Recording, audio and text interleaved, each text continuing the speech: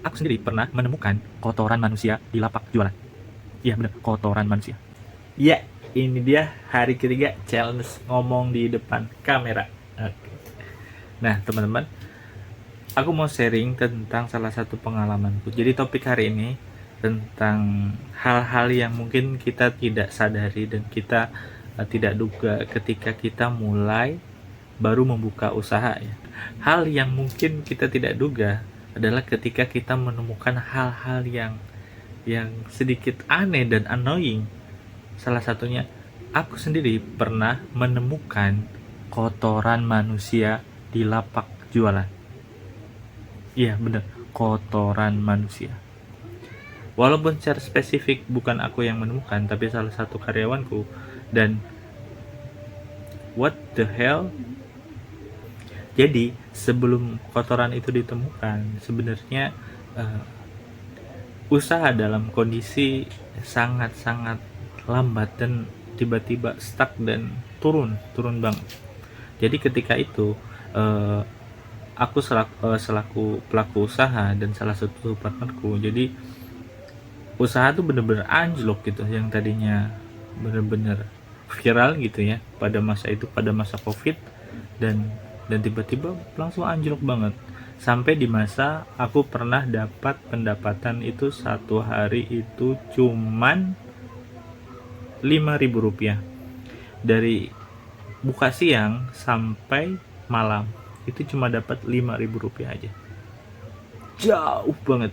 Dan hal yang aneh gitu ya, hal yang aneh banget. Dan itu pun yang 5.000 itu yang beli siapa? Yang beli adalah nenekku sendiri ketika pulang.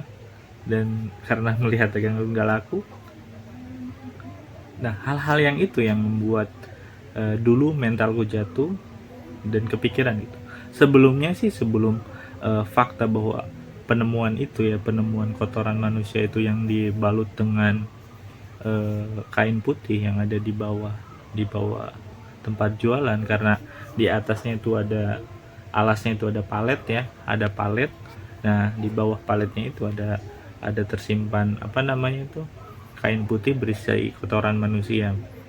Nah dari situ mentalku kena ketika tahu itu ya, dan akhirnya ya usahaku stuck, dan akhirnya memutuskan untuk break dulu, berhenti dulu, karena aku mentolerir untuk beberapa bulan ke depan. Ya akhirnya rugi terus, modal modal apa namanya, modal terus diputar, dan habis buat modal aja gitu, dan nggak ada untungnya. Akhirnya memutuskan untuk break. Dan dari situ aku belajar bahwa eh, ya ketika kita memulai usaha apapun, eh, faktor-faktor terkecil yang mungkin kita harus persiapkan, salah satunya ya yaitu mental yang kuat. Jadi ketika ada hal-hal di luar dugaan yang kita tidak sadari dan kita tidak prediksi, itu ada teman-teman. Bahkan banyak yang bilang dulu tempatku tuh apa namanya, eh, tutup mulu, tutup mulu, ketika datang tutup katanya, ketika lewat tutup, jadi nggak ada orang yang mau ke situ. Dan alhamdulillah setelah kondisi itu kelar karena saya udah tutup dulu ya, udah memutuskan untuk break. Dan di 2025 saya mulai untuk berjualan kembali. Dan jingnya apa, beberapa hari setelah jualan aku menemukan ini, bisa dilihat, aku menemukan celana dalam yang disimpan di lapak. Bayangin, itu tuh udah, kalau kalau aku berkaca dari pengalaman dulu, apalagi banyak cerita masyarakat yang menyangkutkan celana dalam dengan hal-hal mistis gitu, harusnya mentalku kena juga dong. Tapi dari situ aku udah pernah belajar dari situasi sebelumnya, bahwa sebenarnya yang dikejar itu bukan bukan tentang apa-apa, tapi lebih ke diri kita sendiri, lebih ke mental kita sendiri yang dikejar. Kalau mental kita jatuh, ya udah hancur lah bisnis kita. Bukannya kita mencari solusi tentang hal-hal yang lain, mungkin pelayanan yang kita tidak bagus, produk kita yang tidak bagus, bisa saja seperti itu. Jadi akhirnya ya aku be aja, dan dan lebih ke mendekat ke Sang Pencipta aja, karena tidak ada hal yang lebih besar, tidak ada sesuatu yang lebih besar kecuali Tuhan kita, Allah Subhanahu wa Ta'ala. Nggak ada yang lebih besar dari Allah Subhanahu wa Ta'ala.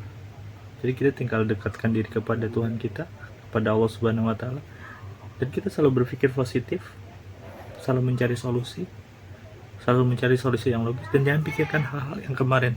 Anggap itu adalah masa-masa untuk kita naik step ke yang lebih tinggi gitu.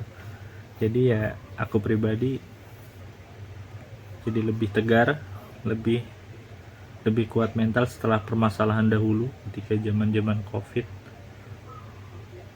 Dan begitu mungkin sharingku ya tentang pengalamanku pribadi soal hal-hal yang kayak gitu ya. Ya gitu aja mungkin. Terima kasih. Assalamualaikum warahmatullahi wabarakatuh. Semoga bermanfaat.